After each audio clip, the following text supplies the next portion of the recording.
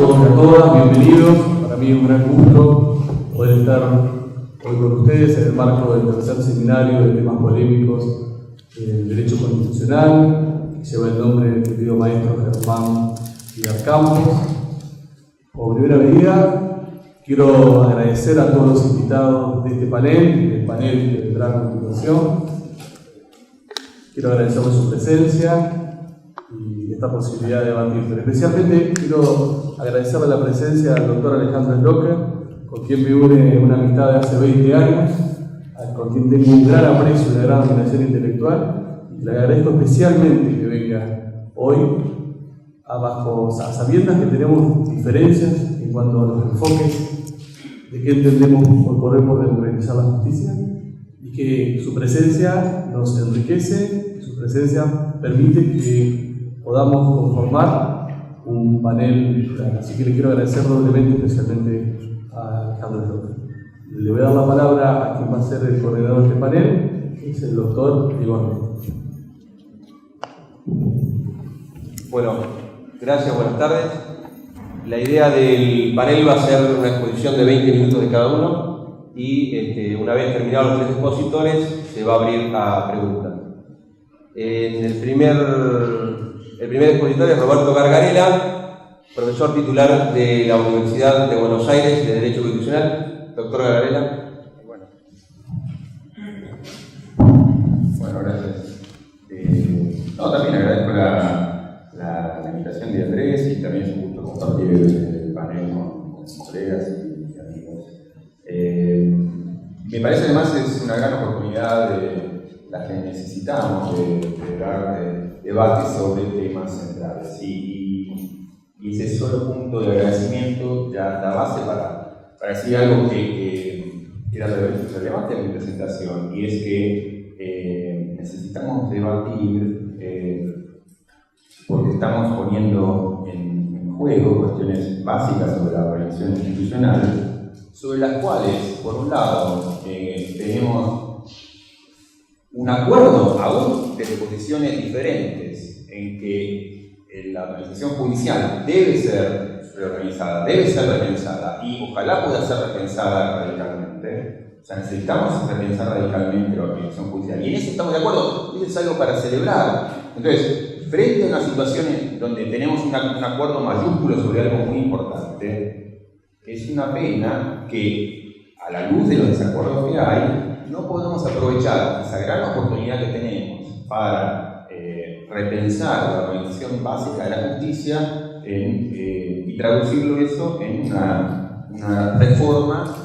ampliamente acordada por todos. Que yo no tengo ninguna duda, digamos, de todo viendo la gente que está involucrada en la reforma, de que si quisiéramos, podríamos de buena fe acordar una reforma amplísima. Pero sin embargo, eso no es lo que ocurre, porque aunque agradezco esta enorme oportunidad que gente como Andrés ha generado, digamos, y el espacio que ha abierto la facultad y la gente, digamos, todos los que han venido, pero lo cierto es, digamos, Andrés y yo venimos ahora del Congreso, es que se está haciendo una discusión express en donde, digamos, tenemos cada uno de nosotros 5 minutos para expresarnos, y no porque yo tenga algo interesante para decir, sino porque creo que había mucha gente importante a la que necesitamos escuchar, y estamos perdiendo la oportunidad de escuchar a gente que puede hacer aportes significativos como los que ahí aparecían. Digamos, decirle a García Lehmann, digamos, que nos estaba ilustrando sobre cómo había sido la reforma en la convención, digamos, que tiene 2 minutos más para hablar, 1 minuto más para hablar, cuando tiene cantidad de cosas importantes para decir, es un problema. Y digo, ello para no decir un debate que debe darse en toda la sociedad, no limitada a los técnicos que nos ocupamos de la cuestión. Sobre eso un punto también sustantivo, y es que en el Congreso la discusión es una exigencia, digamos, entonces no darla no solamente es una inmoralidad, digamos, que a muchos estudios nos indigna, sino que es algo que atenta contra lo que la propia Constitución pide en el artículo 100, 106, 106, 178, digamos, y yo no tomo como vacío de contenido lo que dice la Constitución cuando habla de la necesidad de debatir o deliberar. No, digo, si eso no se lo interpreta vacío de sentido, eso lo que requiere es que uno escuche a otros y que esté abierto a cambiar de posición, no que asume la posición del otro, pero en todo caso, si no la va a asumir, que argumente por qué. No, que es una modalidad a la cual nos han acostumbrado, que es la idea, digamos, que se ha instalado ya hasta el punto de la ridiculez de instalo este proyecto y no se modifica una coma, o digamos, no abro la discusión con los sectores de la oposición porque no tienen nada relevante para decir, solamente si mis amigos me dicen otra cosa voy a considerar. Eso no solamente es una inmoralidad, sino lo que es relevante, hace ruido con el propio texto constitucional que no presenta ideas vacuas cuando nos habla de exigencias de discusión. Entonces ahí hay ya un primer problema relevante. Ahora, digamos, mi enfoque sobre la reforma, hay cantidad de cosas, digamos, para decir. Yo me quiero concentrar en algunos puntos sustantivos, pero en todo caso, y en esto repito algo que decía recién en el Congreso, me enseñaría que dentro de la comunidad jurídica y académica, por lo menos, hay acuerdos amplísimos respecto de que los proyectos tal como están presentados tienen dificultades constitucionales obvias, digamos. Típicamente en la creación, digamos, de la asignación de los consejeros de la magistratura, no hay una persona, digamos, que presentó hoy que no veía un problema grave, y yo creo que hay un acuerdo muy sentido. El hecho de que la propia Facultad de Derecho, su consejo directivo, haya hecho un pronunciamiento al respecto, no digo que cubra a todos los profesores, pero sí habla de que hay ese acuerdo muy significativo de que hay problemas acerca de la interpretación de la Constitución a nivel más explícito. Otra vez, disentimos respecto de cuál es la mejor manera de interpretar la Constitución. Tenemos teorías interpretativas diferentes, pero no hace falta, digamos, internarse en una disputa sobre teoría interpretativa cuando mucho de lo que se está haciendo hoy, muchas de las iniciativas chocan directamente contra el texto de la ley, chocan abiertamente con el texto de la ley. Yo, por ejemplo, soy contrario a la idea constitucional de incorporar representaciones corporativas, pero es una idea constitucional, digamos, entonces no se puede modificar con una ley. Si uno quiere hacer una modificación al respecto, tiene que hacer una modificación constitucional. Entonces, yo puedo repudiar el hecho de que haya representación sectorial en la Constitución o en otras instituciones, el AFCA como tantas otras, pero no me interesa, digamos, defender una reforma que choca directamente con el texto de la Constitución. Y entonces, ¿por qué hacerlo? ¿Por qué hacerlo si sabemos que eso es para cualquier persona que lea la Constitución? Obviamente que uno, digamos, lo vimos, ¿se acuerdan, digamos, lo que fue el proceso del intento de tercera redacción de Menem? Hay gente que puede hacerle decir a la Constitución o intentar hacerle decir a la Constitución cualquier cosa, pero digamos, también está el texto explícito, o sea, para cualquier persona de sentido común hay cosas con las cuales directamente. Entonces, ¿por qué hacer ese intento, digo, como cuestión simplemente introductoria? También me parece que hay tensiones entre el tipo de reformas que se proponen y principios básicos de la Constitución, como principio de igualdad, digamos, el hecho de que alguien pueda reunir votos desde distintas listas para ser presidente y no para ser consejero, se le impide, digamos, simplemente para bloquearla. O sea, una iniciativa de cortísimo plazo, de cortísimo peso, como impedirle a la oposición que presente consejeros propios, lleva a una modificación que es violatoria de reglas constitucionales elementales de la Constitución. Lo mismo respecto a las exigencias que el propio Reglamento Nacional de Justicia, artículo 8, dice sobre los jueces que no tienen que tener vinculaciones, estar afiliados con partidos políticos, no tienen que tener actividad partidaria, y aquí se los quiere vincular a partidos políticos para que hagan elección. Otra vez, entonces, es chocar con la Constitución, con el texto explícito de la Constitución, o chocar con leyes establecidas inútilmente, digamos. Entonces, saber que uno va a chocar contra una pared. Uno se pregunta por qué, digamos, se hace eso cuando ya de antemano todo el mundo lo ve eso como es una tragedia anunciada. Pero insisto, pongo eso entre paréntesis, porque en esos casos y otros me parece que entre muchísimos podemos estar de acuerdo, digamos, si no hacemos inventos de cuáles los abogados somos tan afectados. Yo me quiero centrar sobre todo en dos puntos. Uno, digamos, implica una reflexión sobre la teoría contramayoritaria, etcétera, de la cual se estaba hablando tanto este tiempo, y otra sobre lo que para mí es el punto de mira indispensable desde donde examinar esta y otras reformas institucionales, que es el punto de vista de lo que están peor, ¿no? Como enseñaba un viejo profesor, digamos, intentar mirar a las instituciones desde el punto de vista en el que está peor, por lo menos hacer ese esfuerzo. Y en ese sentido, digamos, lo primero que choquea, lo primero que asombra es que una reforma hecha bajo el título de democratización de la justicia esté vacía respecto de decenas de iniciativas facilísimas, sencillísimas, sin costo alguno, al principio, destinadas a facilitar el acceso de los pobres a los tribunales, destinados a facilitar el camino de los pobres a los tribunales, destinados a facilitar el vínculo entre pueblo y constitución, destinadas a facilitar el vínculo entre pueblo y jueces, permitir un diálogo entre ciudadanos y jueces, permitir que los pobres, digamos, tengan un mejor y mayor acceso a los tribunales. Hay mucho que se hace hoy en América Latina, mucho que se hace en el sur global, en India, en Sudáfrica, en Costa Rica, en Colombia, digamos, en Brasil en parte, digamos, que permitiría rebajar requisitos sobre formalidades, cambios en cuanto al uso del lenguaje, cambio en la innecesariedad, digamos, de recurrir a un abogado, bajar los costos económicos del acceso a la justicia, ampliar la legitimidad, cambiar el régimen de standing, digamos, para litigar, facilitar, digamos, las acciones colectivas, facilitar las acciones de clase. Hay cantidad de caminos al alcance de la mano que se han explorado con enorme éxito en todo el mundo, aún en América Latina, no estoy hablando de Noruega y de Suecia, y que una reforma de la democratización de la justicia no tome eso como absoluta prioridad, sino que esté absolutamente ausente, bueno, denuncia algo muy serio respecto de la democratización de la justicia. Primero, digamos, que es también algo al cual en la política del momento nos tiene acostumbrados, que es enunciar reformas con títulos pomposos para llevar adelante prácticas que van contrarias a esos valores que se invocan. Y este es un caso más, digamos, no me quiero quedar en la cuestión retórica, sino en la cuestión sustantiva de por qué, pudiendo facilitar el vínculo entre grupos desaventajados y justicia, no se hace absolutamente nada al respecto, pudiendo eso hacerse, estando al alcance de la mano, habiendo cantidad, decenas de caminos sencillísimos que se podrían intentar. Entonces, ahí yo creo que hay algo gravísimo. Es más, digamos, esta reforma es consistente con las iniciativas de reforma sobre el Código Civil que, a partir de las iniciativas que ha recibido el Poder Ejecutivo, han rebajado los pocos aspectos progresistas que podía tener el Código Civil en materia de acciones de clase o acciones colectivas, digamos, que también se los ha Senado. Entonces, si alguien quiere hacer una defensa progresista, digamos, de estas iniciativas de reforma de la justicia, debería dar cuenta de por qué esa ausencia, que no es mera ausencia, sino que es suprimir aún aquellas partes que habían sido la moderatísima, digamos, iniciativas que venían de la Comisión de Reforma del Código Civil avanzadas. Entonces, ¿por qué eso se está haciendo? Ahora, alguien podría señalarme, bueno, no,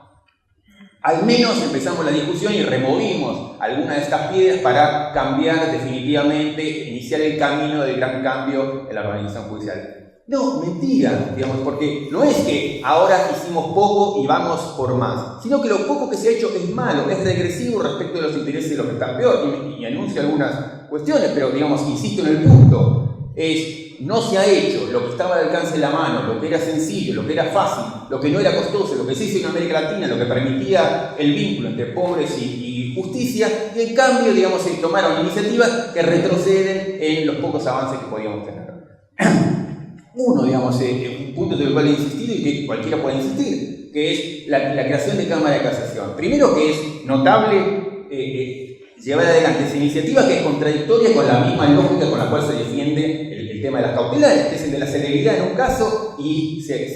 termina alargando el proceso con la creación de Cámara de Casación. Para un pobre, para una persona, un obrero, para un trabajador, para un marginado, el ingreso a la justicia es imposible. Ahora, esto, digamos, se lo hace todavía más difícil, es agregarle 4 o 5 años más de proceso a un jubilado, lo sabemos muy bien, y entonces esto es un modo de levantar el poder de extorsión de la patronal, levantar el poder de extorsión de los poderosos económicos para decirle al pobre obrero, al pobre trabajador, al pobre excluido, usted acepta la miseria que yo le estoy dando o yo le sigo apelando y yo estoy tranquilo en mi casa, digamos, fumando espero, mientras usted, digamos, se tiene que salir del proceso. O sea, usted se va a terminar corriendo el proceso o aceptando, digamos, la miseria que yo le doy. Entonces, montar innecesariamente una nueva cámara de casación es un modo de darle más poder a los más poderosos. O sea, de las pocas cosas que se hacen en la reforma, una es central y es absolutamente regresiva respecto a los intereses de los que están peor. No hay ningún argumento que se pueda dar en favor de la creación de la Cámara de Casación que pueda defenderse en términos de democratización de la justicia. Verticaliza más la justicia, da más poder al poder establecido, o sea que en absoluto eso tiene algo que ver con democratización de la justicia, en absoluto tiene algo que ver, sino que por el contrario socava los intereses de los que están peor. Pero lo mismo con las cautelares, digamos, hubo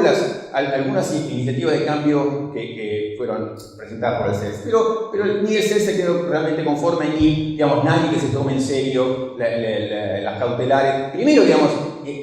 es un regalo del cielo para el caballo del futuro, para el domingo caballo del futuro. Así como este gobierno le deja a un gobierno de derecha futuro la ley antiterrorista, entonces el gobierno de derecha no va a tener que dictar y asumir los costos políticos que no los podría asumir, de pagar el costo de tener una ley antiterrorista, le deja servido en bandeja una hermosa ley antiterrorista para que lo aplique, y de la otra mano le deja ahora en bandeja una limitación de las medidas cautelares. Es lo que Cavallo hubiera soñado. Y no lo digo como chica, lo digo a partir del absoluto convencimiento. ¿Cuál es la necesidad, salvo la obsesión de la guerra popular? ¿Cuál es la necesidad en términos de contribuir con los pobres, en términos de ayudar a los trabajadores, en términos de ayudar a un vínculo entre ciudadanos y justicia, de establecer este tipo de limitaciones en las cautelares, que aún con las modificaciones introducidas por el CES, siguen siendo, digamos, onerosas y gravosas para los sectores más perjudicados? Leer, por ejemplo, el artículo 17 del proyecto de las cautelares y uno lo sigue viendo, es como si estuviera escrito contra los piqueteros, es como si estuviera escrito contra los grupos realmente, digamos, desapoderados. Entonces, no hay ninguna razón, salvo, digamos, la de mantener una línea de batalla contra Caín. Pero, digamos,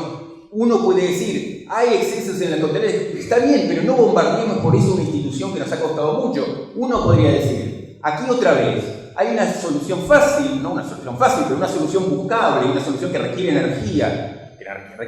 política, que es acortar el proceso, o hacer todos los esfuerzos posibles para acortar el proceso, mantener las cautelares que están hechas para salvar, en última instancia, la suerte de los que están peor, digamos. Entonces, una herramienta de defensa última para los más desaventajados, las cautelares, digamos, los amparos,